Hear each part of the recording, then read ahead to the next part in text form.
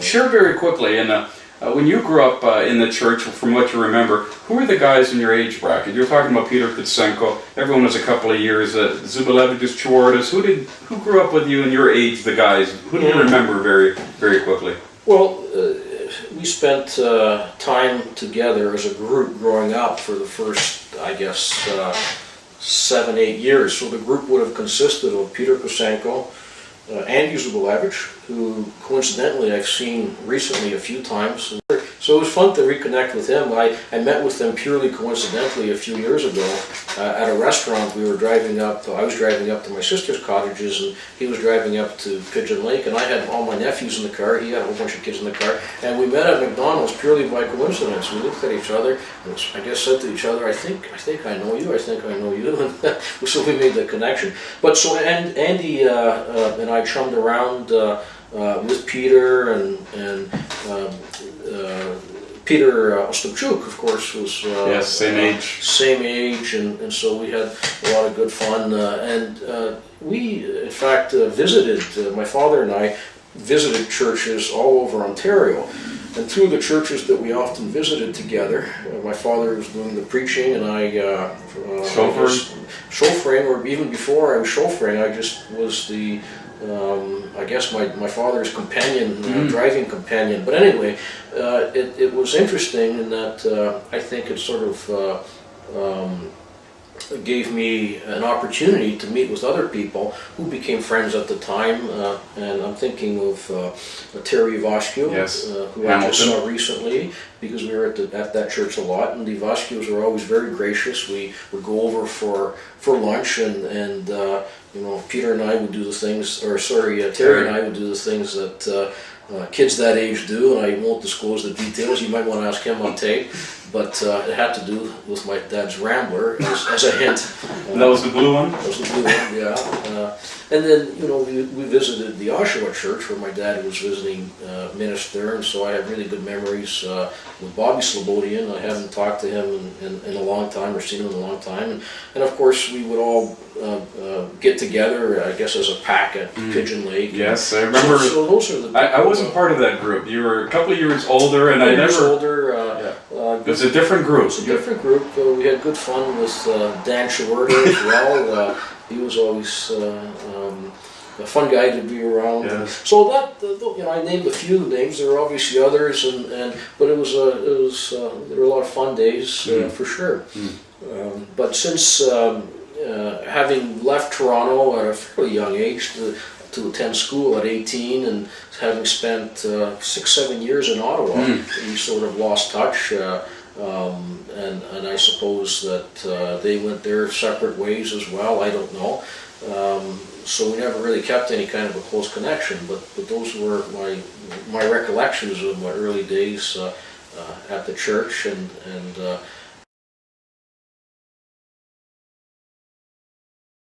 I have your dad's book here, and I never saw your face in here, but if you can, that looks like Peter Kucenko. I don't know how your eyes are, but for sure. There's Steve Ostapchuk, Andy Zubalevich, Danny Zubalevich. Yeah. Can you, Mark Osborne? Can you pick out somehow? There's one of the big Chwarda boys, I think. You might have to need your glasses. I feel helpless without that. Helpless without my glasses would be a way. I'm going to pick them up. We'll do that. I'll see when we break there again. When we break, I'll have a look at them. Yeah, there's a lot. I'm trying to identify it, because I can recognize all the faces, and I know you got to be in there somewhere. But you know what happened? There's my sister Sue. Oh yes. If someone was sick, and this is what I'm thinking, if someone was sick, they missed that photo opportunity, and yet they were a big part of the group photo. And as I was going through the pictures there, that's part of the problems we're having as well, identifying them all. Sure. The memory I had there, and then some other day I'll sell it. I'm doing a history on a cell, all the original owners, not today, but as you touched on that, I never forgot Peter Kucenko getting out, and he was a type of showman, very cool. He had that brown leather jacket, the long hair, but he loved being a comedian. Remember his stories, whatever. But he went out in the middle of the lake, and he got in that aluminum fishing boat, and he started from one corner to another, and all of a sudden this boat, and you said not a It was a 9.9, 9.9 or 7.8. so it could actually pick up speed. Yeah, sure. So he started coming across, and he turned it on, and the boat starts picking up speed. But what he did, I've never forgotten, is he started rowing. And While he was... and it looked like he was rowing the boat.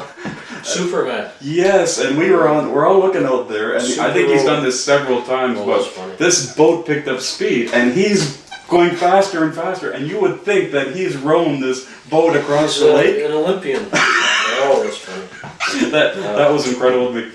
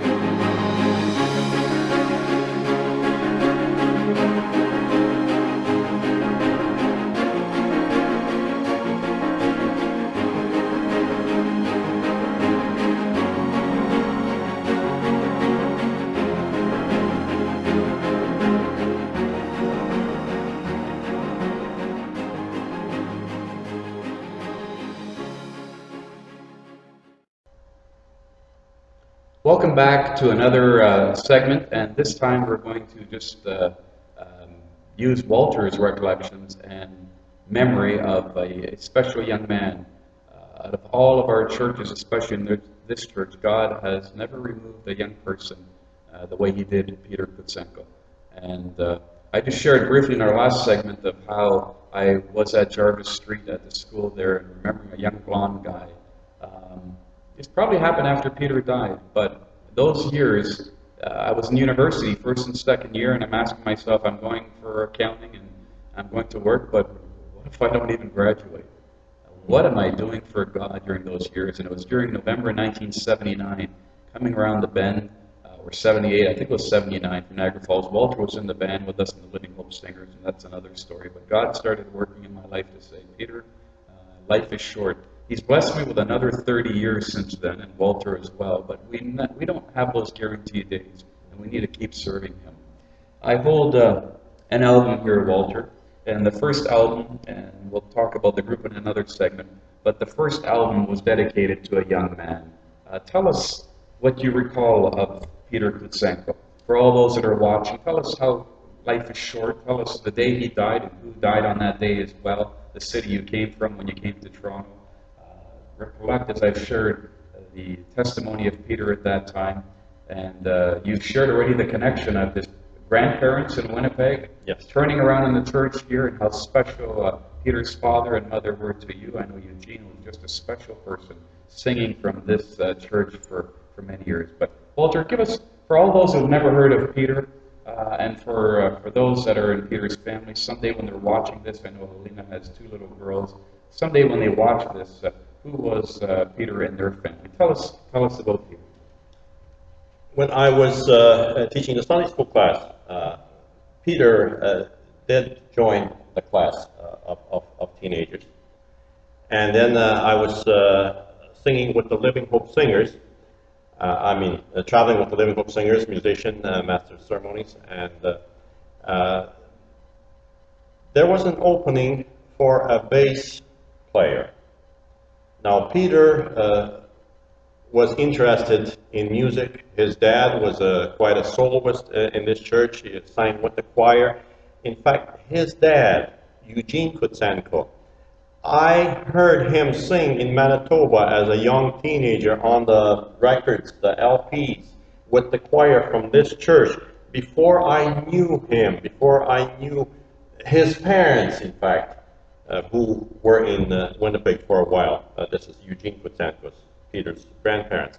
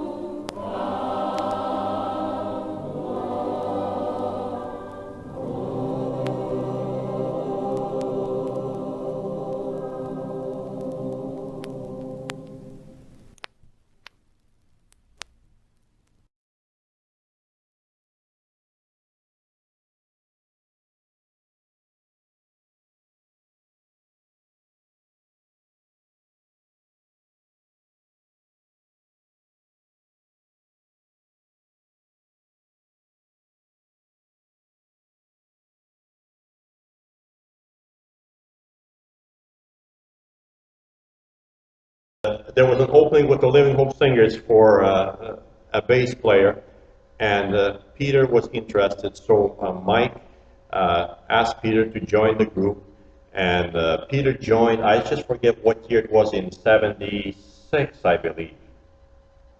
Believe it or not. 75, it was a couple of years. When I graduated from seminary in 75, we didn't have a bass player. George That's going to bass. He had left the group for a couple of years. Yes.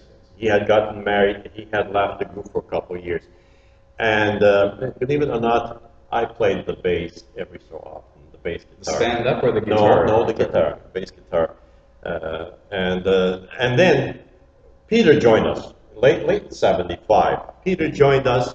Tell the audience, what was so, why did Mike ask Peter, and what was Peter's gift? Because there was a special guitar, but it's not just anyone who can play, but why did Mike ask Peter to join? Actually, you probably know better than I. Could you fill in on that? Why Mike asked Peter to join? Peter had, I believe, a white Rickenbacker. Oh yes, that was his dream Yes. of a guitar, to have the Rickenbacker. He didn't start with the Rickenbacker. He started with the plain no name. Yes. And his dream was to have the Rickenbacker guitar, and I don't know if it was his parents or something. There was a special occasion that he got the Rickenbacker guitar, the bass guitar, and he also had just a electric guitar, Aldigas or whatever the name is, and he could play that too. But he was the bass player, and a humble and very mature young fellow for 16, 17-year-old. And it wasn't long. There were times when we would play, we would sing at concerts. I recall it was one with the president at that time of Canada Christian College, Elmer McWeedy. His son is the president now. He's passed on. But he loved the Living Hope Singers. He was Irish, and they had Irish night at some school out in the East End in Scarborough. And he had the Irish night with the Ukrainian singers, the Living Hope Singers. And I recall Peter, when he strap on and put the guitar on, he says, "I've got such pain in my back, such pain." And every so often he'd do this with his arm. And after several tests, I believe it was many tests, and they finally found out that there was a cancerous growth in his back part here. And while he was in hospital, they operated. It was the size of a grapefruit, whatever they removed from back there. While he was in the hospital at the Etobicoke General Hospital, one of the fellows who was on the staff of Youth for Christ and myself, we visited Peter in the hospital, and we talked, just did a little bit of small talk, and Peter was very positive that he'll come through, things will be okay. This was in 76, I would say, and with the Youth for Christ fellow, I remember him reading a portion of Scripture, I believe it was from Isaiah, about we are like grass. Our life is like grass, or was one of the Psalms. But and James has that too. But I know it's in the Old Testament, and he shared that with him, and how life is short, how it's brief for certain people. Certain people go on, and we don't know why God allows this. And just laugh that word with Peter. When we laughed that evening, Peter was thinking on what was said there, and he by himself in that hospital room surrendered his life to God. Thinking that he will be okay. He had the operation. There will be some treatments. He will be okay. He surrendered his life to God. We had a youth service here, and the group sang. I believe my wife sang in the group at that time. Irene, Mike's wife, and Mike, myself, and we told the congregation, the youth, that we would like to share something with you. Peter's dad had brought the tape recorder to his room and says, "Peter, could you share something with the youth night? You would be playing on stage at this time. You're here in the hospital. Share something." And that's what Peter says. And I received Jesus Christ into my heart. I asked him to come into my heart, and I played that tape for the youth and those gathered here to hear that.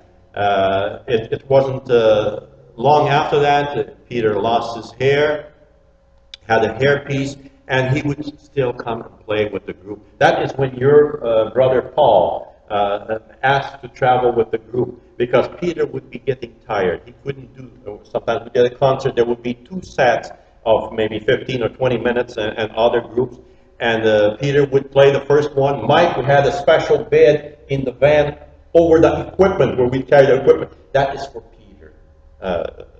Peter can take a rest on there.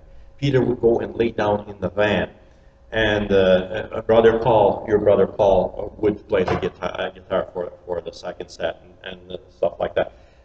It wasn't long. The next year, in August, I believe it was 16, 17, when Elvis Presley died, Peter passed away on that same day. I recall Peter's dad phoning me in the morning and saying, "Walter, our dear son has gone to be with Jesus." And he asked me if I would say a few words at the funeral. That's the first time I ever spoke at the funeral in 1977. That's when Dr. Tymciw was, I believe he was intern pastor here at this church. He was conducting the funeral, and I was presenting a little speech. The family had written a eulogy, which they asked me to read, and I read that. Fond memories of this young fellow. Frisbee. We travel with the group. A lot of times there are breaks when we're singing in the afternoon, after every set.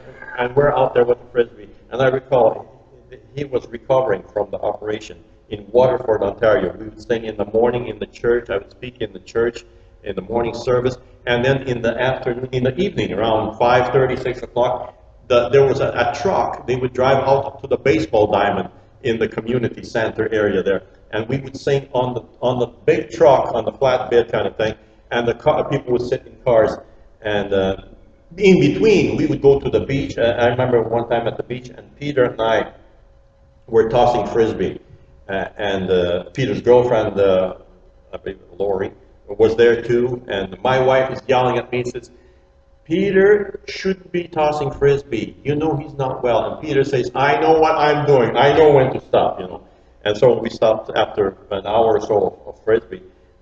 Peter's arm, it was like strung, just like, tossing stuff. But he would enjoy himself.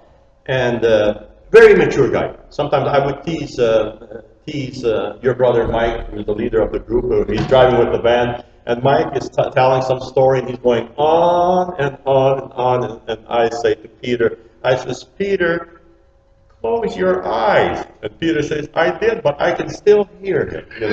So he had quite a sense of humor that I recall, and it spoke to me very much. This young fellow, not even 18 years old. I believe he would have been 18 in the next month of October. He passed away in August. that the Lord took him, and his attitude towards life and towards dying. It something spoke to me. There are some people that they touch your life. You know, people come into your life for a reason, a season, or for a lifetime.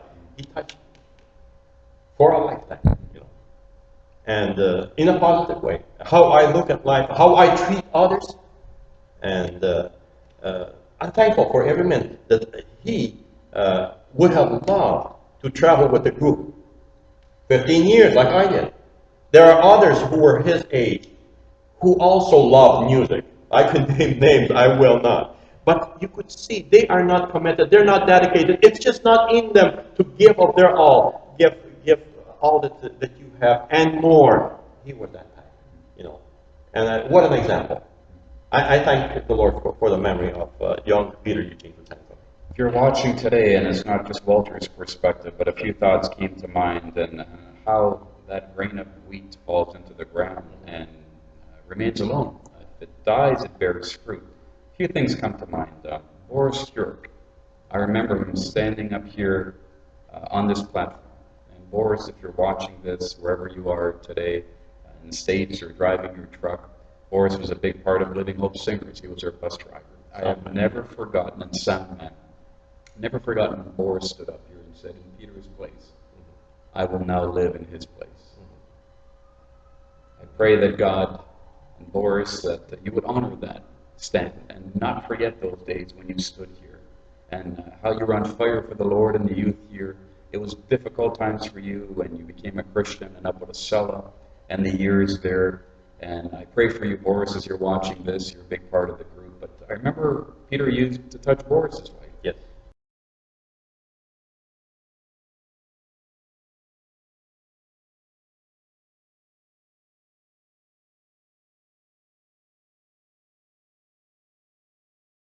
I remember our young people being in the basement of this church, right downstairs here in the corner.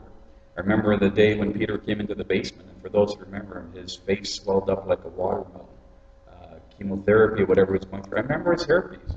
Although I was not very close with him, Peter was born 2 years older than me, and as I shared earlier in the Sunday school rooms, Peter was in a group, and we were always in our separate Sunday school classes, and we remained that way through the whole history of our church. So we never really connected with those a few years older until we all made it to the Sunday school room, where we were all 18 to 40, which is what our Ukrainian Baptists said we were. Young people from the age of 18 to 40. And I kind of joked about that last Saturday, and that was to kind of keep the young men like Walter and Bill Hallich, if you're listening in Chicago, and Ben Stroich in Detroit, and Nelson Batitsky, and Igor Domashevich, and Nick Melnick especially. So many of our young men were gifted by God and went to Bible college and seminary. And somehow I believe that 18 to 40 restricted us, restrained us. But there was a reason for that. That our people came over from Germany and Ukraine, and they needed their time to serve here in North America. But many of them served to their 70s and 80s and 90s. But during that time, while we were waiting, many of them passed on, and we lost our whole second generation. And those are difficult times for our future today, because the younger generation was never allowed to step in to the pastorate because of just the older pastors there. But I remember being in the basement of this church. I got off topic a bit there, and young people. I remember we got on our knees. Olga Serafin, Tanya Serafin, I think Roxanne. We prayed for Peter's healing, and it never came. I remember the group talking about they took Peter to Benny Hinn's crusade. Actually, it was a full gospel businessman's breakfast at the Holiday Inn on the Don Valley in Anglican at that time. That's what it was called.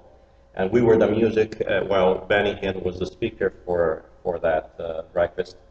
And then when Benny brought the message, he would pray for people. And we're standing right beside Benny Hinn, and he prayed for the group, and he prayed for Peter. You know, receive in Jesus' name as he placed his hand. And the Lord had different plans for Peter. That was our desire for Peter to be healed, to be well. The Lord had different plans for him, and we accept. God is good. God is sovereign. There it is. God is sovereign. And I'll say this, growing up, I know the Tymciw family and the Kucenko family, they were related, but we came over as poor kids from Germany. And I remember there's some days where I think the Tymciw family passed on their shoes.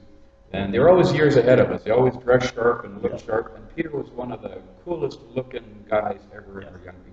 That leather jacket, the light brown leather jacket, the glasses. Blonde hair. If you look at the smile on here, there was a girl, Lori, I know, who if Peter lived, they would have been married. And at when the group finished, or in the early 80s, Lori joined the Living Hope Singers for a special evening, years after Peter died, and just the impact they had there. Lori never did get married. Never. Lori never got married. Never did get married. That was her law. Lori, this is for you as well. May this portion get into your hands as well, and the part you played in Peter's life, and how many young girls at that time actually had to endure someone dying right in front of them. That's something that we would never be able to understand, because many of us are older now, and we were never teenagers.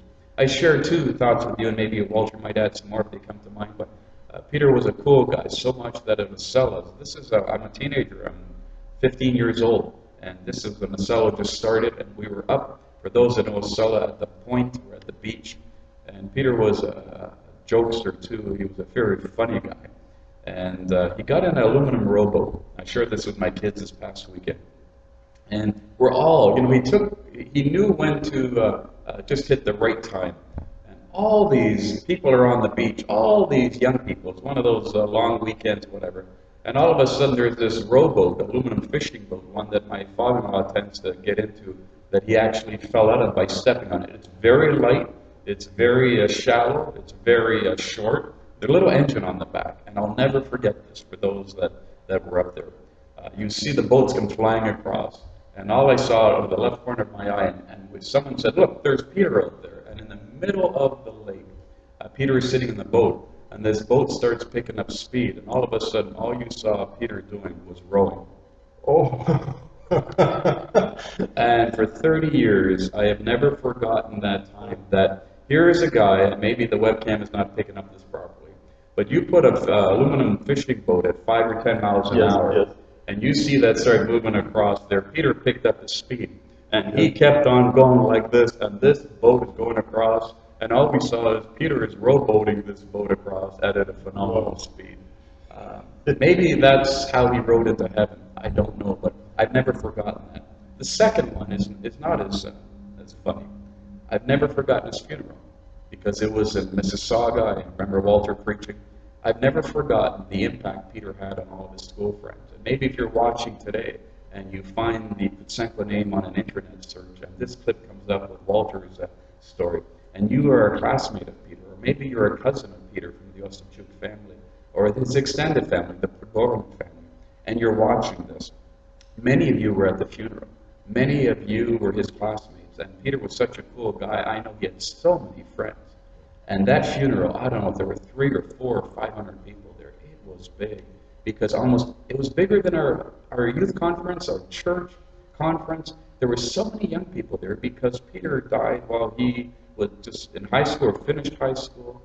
And the scene that I remember at the graveside is, I don't know who you are, but one of Peter's friends, he wasn't from the church, but he never left the graveside. Yes. He never left the graveside, and I still picture that. I picture two things, Peter. One thing is, the funeral procession was so long that there must have been either as you enter off Huron, Ontario onto the Gardner Expressway, it's called Queen Elizabeth Way, that the funeral procession was cut somehow, I don't know, by traffic, interrupted there. That when we arrived at the cemetery, we finished the burial ceremony, and we saw all these people, and then another amount of people, just as many as were there, parked their cars, and they're all running as we said amen back here. And I had to turn to those who have arrived and thank you for coming, but we have just concluded the ceremony here. And I picture, as we left the cemetery, the one young fellow standing by himself, facing the grave, paying respect to dear Peter. we'll get that name of that person and a copy of this interview. That when you look back over 30 years, I know you lost a dear friend, and if you were his schoolmate or neighbor, I don't know who you are, but for all of our youth, God used Peter and others to show me again how life is so short, and how we need to remember the creators in the days of our youth before the evil days come. And part of that evil is sickness and cancer, and broken families, and divorce, and suicide, and loss of parents, and loss of job, and loss of retirement, whatever it might be. But may this portion just bring a little bit of tribute and honor to Peter Kucenko. And for all of those, I remember others after that, or just before, I remember one of the Jar Boys, when Pastor Jack Kohut was pastor here, riding his motorcycle. I remember him dying, and there was a funeral for him in this church, and I think it might have been before Peter's or just after. I also remember on some other clips someday that the John Skrupnik, the semester before I was driving to Winnipeg, I've shared my story of how God called me to Bible college. And little did I know, when I got the yearbook at the end of the year, it was dedicated to J.O.N. John Skrupnik, the son of Pastor Skrupnik, the very man who gave me a yellow brochure, which was the Ukrainian Bible Studies program. And I wanted to go out west where all of our youth went to Bible college. And I went to that school only to find out they never got that Ukrainian Studies program off the ground, but it didn't matter, I still went there. And here's the man that has been advertising and sharing this, that his own son in his second year, I believe, dies on the way to going to Bible college, I believe in his second year, on his motorcycle. On the roads I passed up and down so many times. And God took a pastor's son there, and many of our young people, on some other time, a tribute to them, have been taken. And I believe the only explanation I can give to you if you're watching is to remind you that you do not know whether you have next week. We hear fire trucks going by here all the time. We don't know if this is your last day, your last year, and for many, maybe the last to sell it. And that's why God's laid it on my heart to interview some of our dear people before they pass on. So if you're watching this today, and I know Walter might have just something to add here, may you remember Peter. May you remember all the young people, David Kerr-Luke in our Philadelphia church, Jonathan Jessel from a cell. So many others whose lives were ended very quickly, and we do not have the rest of our lives. Walter, I ask you to...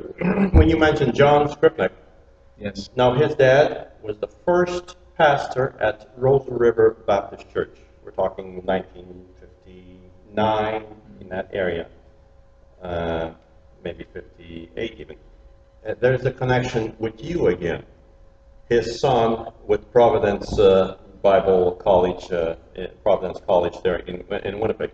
He was the first full-time and the only one, well, since the inception of the church till now. Now they've had other pastors, but he was the first full-time. He took care in the morning at Overstoneville Baptist Church, and in the afternoon at the Rose River Baptist Church. He baptized my older brother, Roman, in the Rose River. For you, Pastor Skrupnik, if you're watching this, and I hope to get my hands on all of these videos and documentaries to honor our Ukrainian Baptists in Canada, I know that was a tough time for you. You lost your wife, but you lost your son first, and Pastor Dumich, I know there's a special woman who's going to be watching this too, Sister Dumich, who buried a young daughter, tragically died, buried her son, buried her husband, and buried almost everyone in her family. Her daughter is left, Helen. But these are times that they're not guaranteed. So may these documentaries, interviews encourage you that if you've lost a loved one, there are those that have lost loved ones probably a lot sooner than you have. Enjoy the time you have with your children. Enjoy the time you have with your parents. They are special. And I know this past weekend there's only a couple of families. The Trzebiak family still have both mother and father intact over 60 years of the history of this church. And their Trzebinsky family, Walter's wife Steph, her parents. One of the few families left intact that God has not removed a parent. And when the first one dies, like my mother died 9 years ago, those are difficult days. Some, like Sarah Kucenko, who's left today, has buried a son and a husband. And others have, and also a son-in-law. And that's a story in itself. So to encourage you and to challenge you from the Ukrainian youth, in honor of Peter as we close off, and you might not see this up close, but we will give you a bigger picture later on. The Living Hope Singers did not forget Peter. He wasn't on the front of this album when we first made it. My brother Paul, my sister-in-law Irene, she was holding Angie there, and Angie's just getting married next year, 30 years later. My brother Mike, Walter with his banjo well worn out, myself, good looking back then before I gained all the 50 pounds, and brother George, and my good friend Paul Siri. What was missing here was Peter Kucenko, and we honored him at the back here. So Peter, in memory of you, as you're watching down from heaven, and your father, and many of our family members as well, each of us have had a part to play in our Ukrainian Baptist history. And for the young man that was at the grave there for the longest time, I hope someday I'll be able to interview as well and add this, your portion to Peter's tribute in life. May God bless you all. God bless you.